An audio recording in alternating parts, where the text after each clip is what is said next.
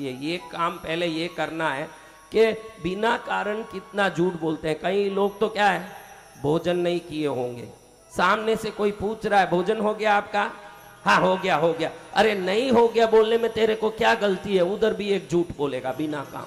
कोई पूछे कुछ तो उधर तुरंत एक झूठ बोलेगा। ऐसे मुंह खोले तो झूठ बोलने वाले कई हैं इस दुनिया में। 3 चीजों पर ध्यान रखिए।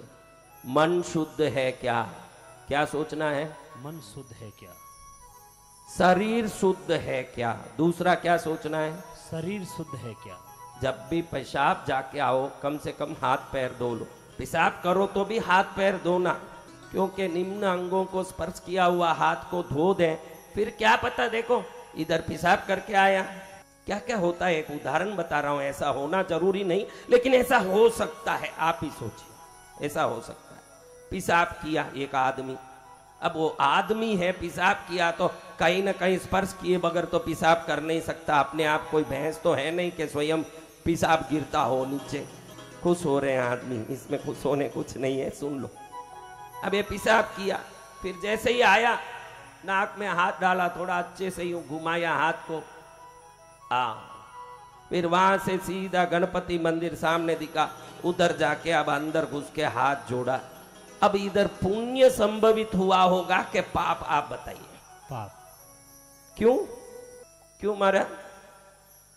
तो ये हो सकता है, अभी आप समझ गए कि ये हो सकता है, तो हम हर कर्म में हमारे शरीर को शुद्ध रखें। और ये बहुत आसान बात है, इसके लिए बहुत मेहनत नहीं करना पड़ता। हरदम एक पानी का बाटल हाथ में रखोगे, हर चीज हाथ में रखते हो। देखो आप बाहर आए हो अपने अपने गांव से, गुजरात से, राजस्थान से, मध्य प्रदेश, उत्तर प्रदेश, उड़ीसा, असम, बंगाल, कई देशों से यहाँ आए हो मुझे सुनने। आपको मैं पूछता हूँ क्या बिना पर्स आ गए आप?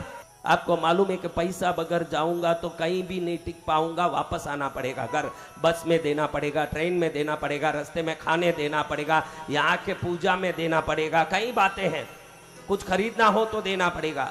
अगर आपको पैसे की इंपॉर्टेंसी इतनी ज्यादा दिख रही है तो उतनी इंपॉर्टेंसी अपने शरीर की शुद्धि की रखो, क्योंकि जिसका शरीर शुद्ध है वो कभी डिप्रेशन में नहीं जा सकता है, ना उसको टेंशन नहीं आ सकता है। शरीरम माध्यम खलु धर्म साधनम, शरीर माध्यम है धर्म साधन का।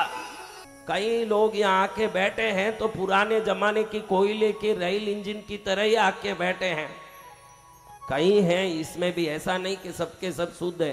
कोयले का इंजन क्या महाराज, कोयले के इंजन में पुराने जमाने में धुआं निकलती थी ना, देखा ना आपने धुआं? ये धुआं निकाल के सीधे आके भागवत कथा में बैठ जाए। अब तेरा मुंह ही गंदा है, तेरा शरीर गंदा हो रहा है उससे। मुझे बाबूलाल जी जैन मर गए, उनका याद आ रहा है। उज्जैन में सिम्मस्त में 3 बार प्रभारी रहे हैं, अब वो नहीं रहे। देखो इस सभा में उनको याद करना पड़ा। एक बार उज्जैन के मेडिकल कॉलेज में मुझे ले गए, 2 बॉटल रखे हुए थे। ये 2 बॉटल निकाल के बताए, एक बॉटल में फेफड़ा एकदम लाल फेफड़ा अंदर रखा हुआ है, एक एसिड में रखा हुआ है निकाला हुआ मुर्दे का फेफड़ा। एक फेफड़ा इतना काला, बाल से भी काला, बाल तो भी थोड़ा लाल सफेद होगा, उससे काला। मैं बोला ये काला आदमी का होगा, ये गोरा आदमी का होगा। अरे महाराज जी, काला गोरा तो चमड़े का होता है, अंदर तो सपड़े फेफड़े लाल ही होते हैं। ये सिगरेट पी पी के इस आदमी का ऐसा फेफड़ा हुआ, ऐसे बाबूलाल जी ने बताया। उस दिन में आश्चर्य में पड़ा कि ये फेफड़े एक हर कथा में लाके एक रखना चाहिए एक यहाँ, और सबको दिखाना चाहिए। उसी दिन 100% वो छोड़ देगा। देखते ही ऐसा डर लगेगा, क्योंकि यमराज का बुलावा आने के पहले जो जाना चाहता है वही सिगरेट और शराब पी सकता है, दूसरा नहीं पिएगा। बुलावा आने के पहले ही जाने की जिसको इच्छा होगी वही ये करतूत करते रहते हैं। और इनके पास, इनको ऐसा भी है कि मेरे पास कोई नहीं आना, क्योंकि ये जो सिगरेट शराब पिए इनके पास जाएं तो ये ऐसे बदबू आवे। अच्छा आदमी तो उनसे 9 फुट दूर ही रहेगा। तो महाराज आपको यही कह रहा हूं एक बात, कि हमारे इस मनुष्य जीवन में 3 चीज को ही शुद्ध रखना है। कितनी चीज? 3। कितनी चीजें? देखो आपको बताता हूं मेरे भाई, जैसे ही आप लोगों ने घर में कपड़ा खोला तुरंत रोज धोने में डाल दें, कितने लोग हैं बराबर 2 टाइम तो भी उसका रिसाइकलिंग करते हैं। कितने टाइम? या तो 2 टाइम या 3 टाइम उसको वहां अटका देगा, फिर एक पहन लेगा, वापस इसको खोल के वहां अटका के कल जो पहना वो लेके वापस पहनेगा। अरे तुझे मैं इतना मेल दूं, हाथ में ले भाई चंदन ले ले करके लेगा मेल?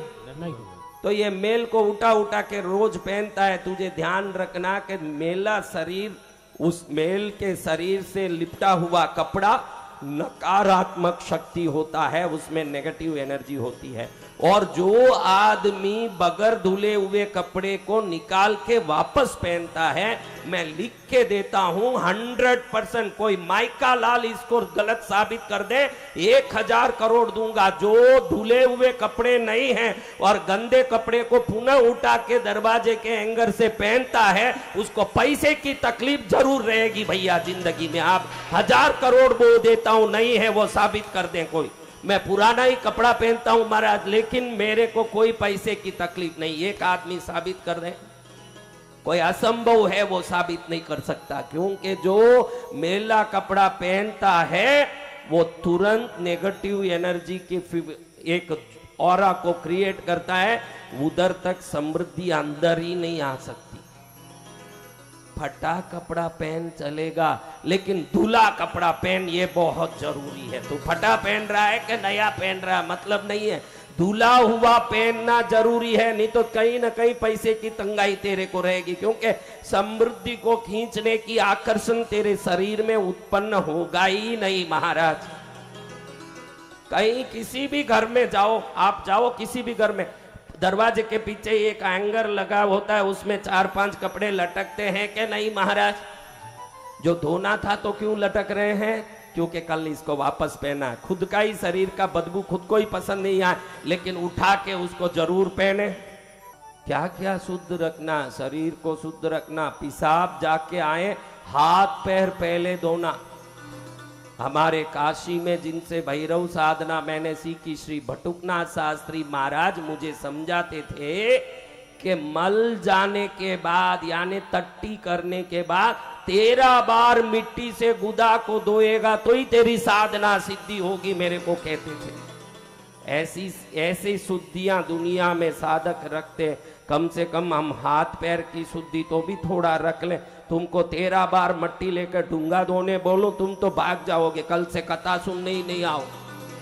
हाँ, 13 बार छोड़ के एक बार भी ढंग से धो रहे हो कि नहीं, पहले यही चेक करने एक मशीन रखेंगे, जैसे यहाँ मेटल डिटेक्टर रख के पुलिस हर एक का टेस्टिंग करता है एयरपोर्ट में, मंदिरों में, वैसे तुम लोगों ने टट्टी का शरीर साफ किया कि नहीं, टेस्ट करे तो 90 लोग तो फेल होंगे उसमें भी।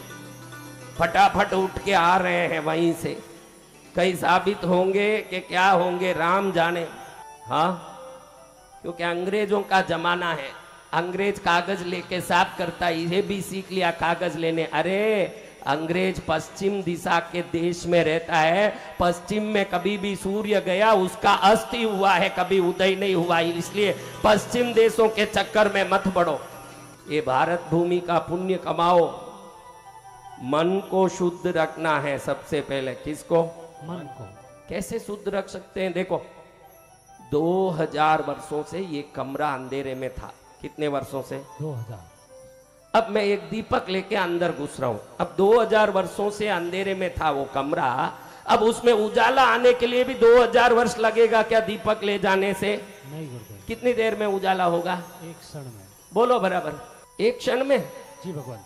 तो प्रभु को अंदर बैठा लो, एक क्षण में अंदर शुद्धि हो जाएगी, एक क्षण में उजाला होगा। जय जय। बहुत सरल उपाय है। ये मेरा शरीर मंदिर है, इसमें हृदय में ईश्वर विराजमान है। ये अगर भाव रोज सुबह शाम करोगे, मेरे मन में भगवान बैठे, मेरे मन में भगवान बैठे, फिर मन में भगवान बैठने वाला शरीर पाप नहीं कर पाएगा। अगर भगवान बैठे हैं तो आप क्या समय पाकर भगवान को उठा के साइड में रख देते हो, सब काम करने के बाद वापस भगवान को फिट करते हो।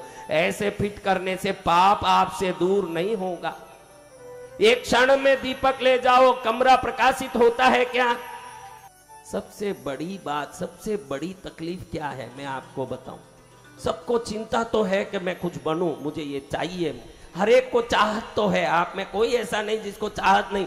पागल जो देखूं मैं गली में, कोई पागल वो भी आ आ आ आ ऐसे कर रहा, उसको भी, पागल को भी चाहत है, पागल को भी कुछ चाहिए, पागल भी गुपचुप नहीं बैठा है।